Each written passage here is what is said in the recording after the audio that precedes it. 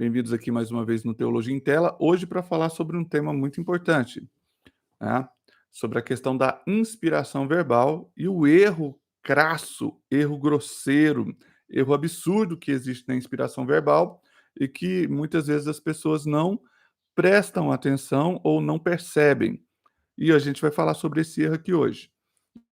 E é muito importante que você se inscreva no canal, que você compartilhe esse vídeo para ajudar outras a também entender que erro é esse, a fim de se protegerem, né. Então se inscreva aqui no nosso canal Teologia em Tela, eu sou o pastor Wenderson, temos muitos outros vídeos, inclusive vou deixar aqui nos cards, à medida que você vai assistindo o vídeo, outros vídeos, melhor dizendo, para que você possa, assistir. Tem um específico sobre a inspiração verbal também, além deste aqui, no qual vou abordar o erro. E também, tem formas aqui na descrição desse vídeo para que você possa apoiar o nosso canal, o nosso projeto, nosso trabalho. Por favor, visite a descrição do nosso vídeo e veja possibilidades de como você pode nos apoiar, tá bom? Vamos lá. Bom, enfim, qual o erro crasso na inspiração verbal? 2 coisas. A primeira é que existe um erro de fato, mas não é exatamente na inspiração verbal, e sim como nós abordamos a inspiração verbal. Fique comigo que você vai entender. A primeira coisa é você observar que a inspiração verbal é a maneira pela qual nós, os cristãos, cremos que Deus inspirou os escritores bíblicos a fim de que eles pudessem escrever exatamente aquilo que fosse da vontade de Deus, aquilo que estivesse entrelaçados com os propósitos do Senhor.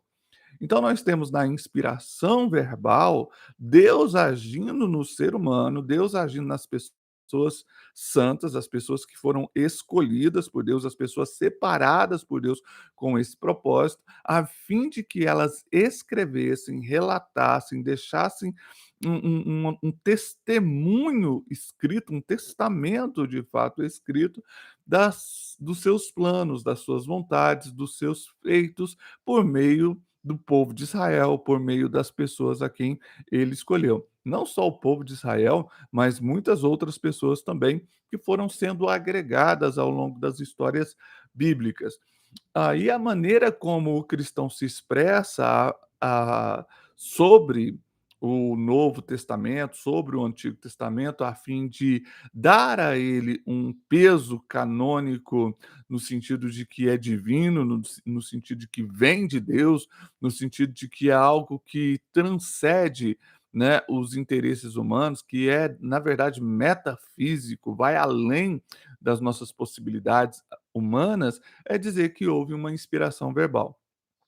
Primeira não, segunda Timóteo, capítulo 3, versículo 16, diz que toda a escritura é inspirada por Deus, é divinamente inspirada, né? Uma vez que ela foi inspirada por Deus, nós precisamos e entendemos que podemos crer, na verdade, de que ela é digna de confiança, de que o que está escrito ali tem o respaldo de Deus, tem o respaldo do Espírito Santo.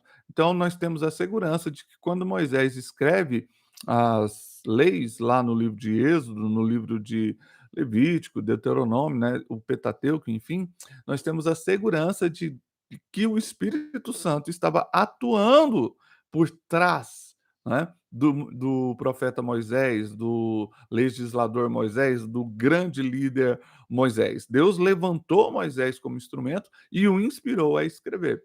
Tá? Agora, qual que é o erro específico, o erro crasso? É de que as pessoas olham para a inspiração verbal como uma espécie de possessão, como se Deus, através do Espírito Santo, o Deus Espírito Santo, possuísse o autor, entrasse no corpo do autor, e aí o autor fosse desligado, e aí vinha o Espírito Santo e escrevia no lugar do autor.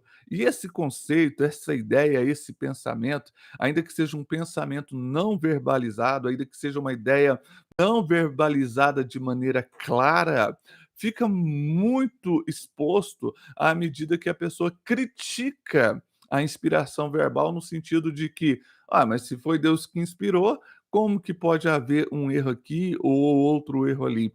Em especial com relação, por exemplo, ao problema sinótico que a gente falou, né? Se Deus inspirou os, os escritores do Novo Testamento, como que as histórias nem sempre batem 100%?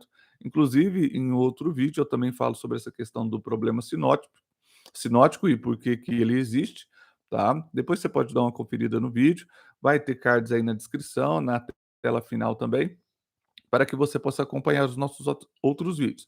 Mas existem ali relatos históricos, tá? A respeito da vida de Jesus, na questão dos evangelhos sinóticos, que deveriam, ou pelo menos aparentemente deveriam ser semelhantes, deveriam ser iguais, idênticos, melhor dizendo, só que eles são semelhantes e têm algumas diferenças, né?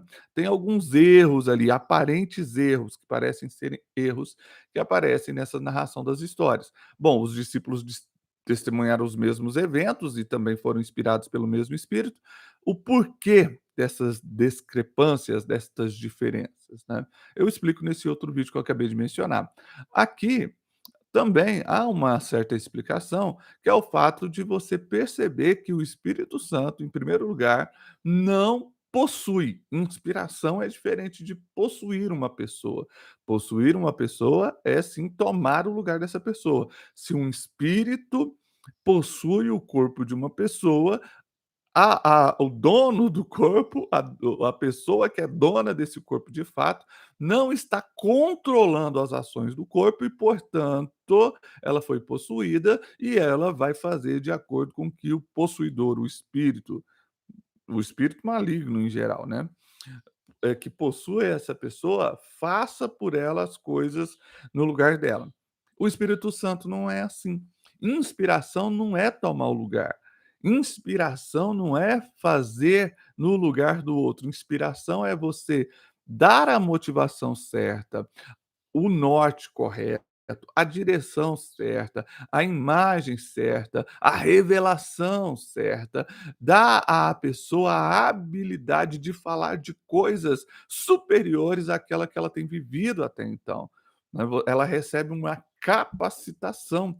Moisés não teria condições de falar sobre as coisas que ele viu no céu, se ele não tivesse sido inspirado por Deus. Ele não teria como falar em palavras sobre as revelações que ele teve, se não fosse por meio da inspiração. A inspiração garante que tem a presença de Deus atuando na história dos homens. O próprio apóstolo Paulo fala que ele visitou aí o terceiro céu, e viu coisas inefáveis, coisas que ele não tem como descrever, coisas das quais ele não pode falar, né? Você vê o apóstolo Paulo já na questão do Novo Testamento, já com o Espírito Santo vindo sobre toda a igreja, tendo esta mesma dificuldade que os antigos profetas do Antigo Testamento também tiveram, o descrever coisas espirituais, o falar sobre coisas além da nossa compreensão, coisas metafísicas, né?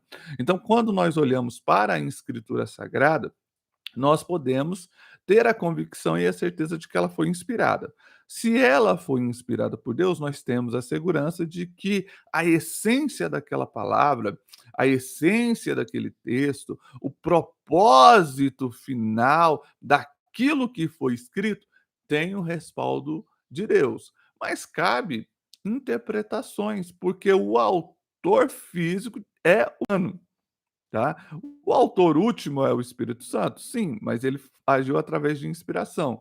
O autor de fato, tá? O autor de fato que eu digo assim, que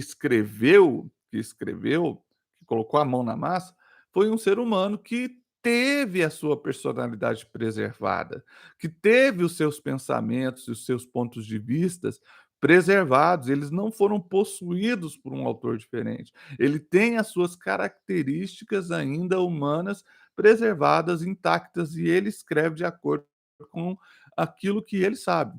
Só para dar um exemplo, suponhamos que você aprendeu a escrever uma palavra e essa palavra que você aprendeu, você nunca percebeu que você a escreve de maneira errada. Só para dar um exemplo, tá? Suponhamos que você escreve, uma palavra que deveria ser com C cedilha com 2 S's, ou o contrário.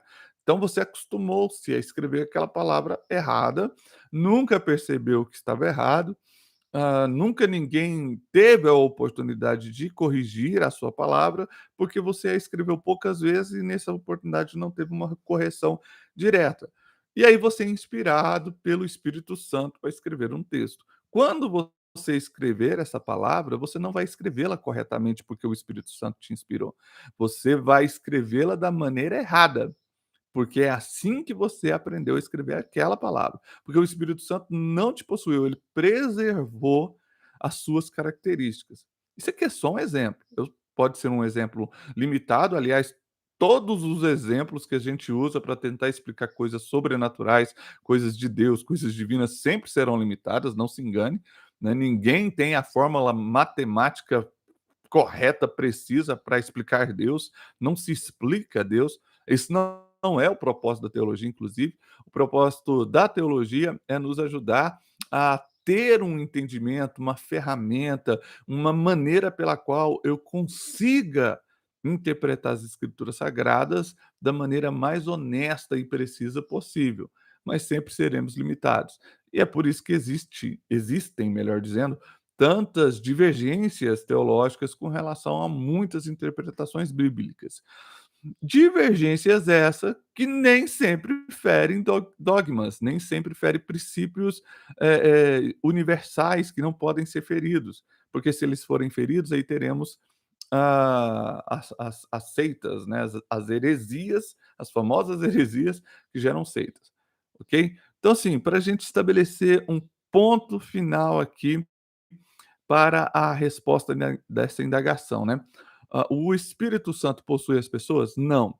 Então, portanto, o erro grotesco, o erro crasso na inspiração verbal é pensarmos que existe algum tipo de manipulação por parte do Espírito Santo nos homens que ele inspirou. O Espírito Santo não está ali manipulando eles, o Espírito Santo não está ali possuindo eles, isso é um erro. Então, quando há a pergunta, o Espírito Santo não possuiu, o Espírito Santo não inspirou os seus escritores aí, é óbvio que ele ele inspirou os escritores originais. Inclusive, o Espírito Santo não inspira os tradutores, qualquer pessoa pode traduzir a Bíblia se ela conhecer os originais. Agora, o escrito original foi inspirado pelo autor primeiro, o autor original, e o Espírito Santo o ajudou, o conduziu, o levou a ir numa direção mais assertiva, mais correta, porém não o possuiu, tá? Suponhamos, por exemplo, só para fechar o vídeo, que você está na rua e alguém pede a sua ajuda, mas você está com o coração triste, magoado, endurecido, não quer ajudar. De repente, pensando nas coisas de Deus, o Espírito Santo conforta o seu coração, você lembra de um texto bíblico que fala sobre doação, sobre esmolar, dar esmolas e ajudar as pessoas e tal, e aquilo te inspira. Você fala, quer saber, eu vou ajudar. Você foi inspirado. Mas você não foi possuído. E aí a inspiração é assim. Aí o quanto você vai dar, o quanto você vai ajudar, vai depender do quão motivado você está para aquilo, do quanto você tem, de como você pode ajudar e tudo mais, né. Porque ele simplesmente falou: "Vai lá, dá uma ajuda, dá uma força". E aí você foi e ajudou de acordo com a sua capacidade. Fechou? Deus não vai mudar a sua capacidade nesse sentido, tá? Assim, uma capacitação da parte de Deus para que a gente possa entender melhor as suas vontades, seus aspectos, eu creio nisso também. E isso é assunto até para outro vídeo. No entanto, o que eu quero pontuar aqui é que o erro crasso é as pessoas entenderem que o Espírito Santo muda a personalidade dos autores, e isso não acontece. Os autores continuam sendo eles mesmos e eles escrevem com a sua própria mente, com as suas próprias ideias, com as suas próprias palavras, debaixo de uma inspiração divina, sem perderem as suas respectivas essências, tá bom? Não se esqueça de se inscrever no canal para mais conteúdo como esse aqui. Se tem te ajudado, por favor, deixe o seu like, o seu joinha, compartilhe com outras pessoas. ajude o canal a crescer. Estamos aí, começando, estamos ainda com poucos seguidores. Aliás, nós temos um bom número de seguidores, graças a Deus por você que está nos seguindo. Muito obrigado de coração por estar conosco, tá? Muito obrigado mesmo. E continue nos apoiando, compartilhando esse vídeo com seus amigos, com seus colegas, nos seus grupos aí de WhatsApp, para que a gente possa expandir ainda mais esse trabalho e abençoar ainda mais pessoas. Ficou dúvidas? Não conseguimos esclarecer? Então, por favor, pode fazer as suas perguntas nos comentários que a gente vai tentar responder na medida do possível. Beleza? Fechou? Eu vou deixar aqui no final cards com outros vídeos para que você possa assistir. Se inscreva no canal. Nos apoie através do Pix, por exemplo, tem aí na descrição do vídeo. Deus abençoe você. Até o próximo. Tchau, tchau, tchau. Tá aí ainda?